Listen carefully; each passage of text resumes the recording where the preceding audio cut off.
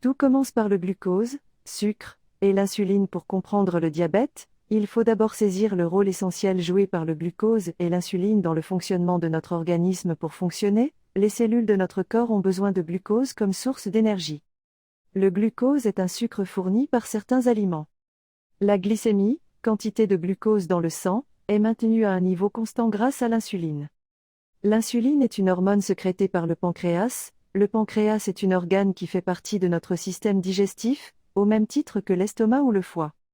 L'insuline permet au glucose de pénétrer dans les cellules pour les nourrir. Lorsque ce mécanisme se dérègle, le taux de glucose dans le sang augmente et le diabète s'installe. Sans glucose, pas d'énergie, pas de vie. Le glucose est le sucre que le sang véhicule jusque chaque cellule de notre corps. Chacune d'elles en a besoin pour produire l'énergie qui lui est nécessaire.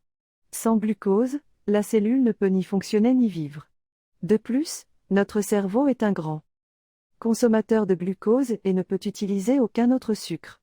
S'il vient à manquer de glucose, il cesse de fonctionner normalement et se détériore. Le glucose est donc le fournisseur d'énergie dont notre organisme ne peut pas se. D'où vient le glucose? La réponse à cette question est simple, de ce que nous mangeons. La plupart des aliments contiennent des sucres, glucides, qui sont transformés en glucose par la digestion.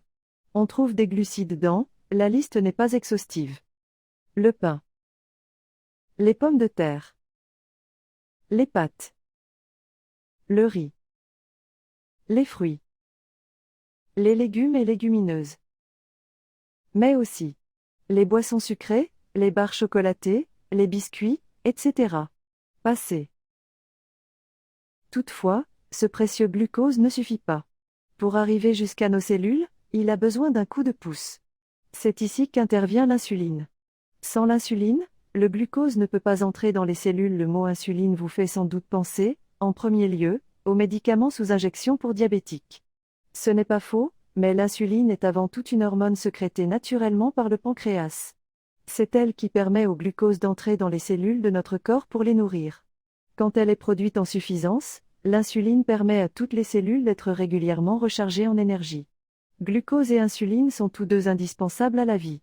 Le pancréas règle tout le mécanisme. La quantité de glucose présente dans le sang, appelée glycémie, varie au cours d'une journée, elle augmente après les repas et diminue entre ceux-ci ou lors d'un exercice physique. Quand tout va bien, le pancréas réagit immédiatement dès que la glycémie augmente. Il produit de l'insuline afin que le glucose quitte le sang et entre dans les cellules pour leur fournir de l'énergie. Ce mécanisme permet de maintenir un taux constant de glucose dans le sang, ni trop haut, ni trop bas. Autrement dit, le pancréas agit un peu à la manière d'un thermostat qui commande votre chauffage pour maintenir une bonne température dans la pièce. Il arrive que l'organisme soit incapable d'utiliser correctement le glucose présent dans le sang. Soit le pancréas ne produit plus assez, ou plus du tout, d'insuline. Soit les cellules du corps ne réagissent plus assez à l'insuline. Conséquence? La glycémie n'est plus suffisamment régulée. Le glucose ne pénètre plus correctement dans les cellules, il s'accumule dans le sang, on parle alors d'hyperglycémie, et le diabète s'installe.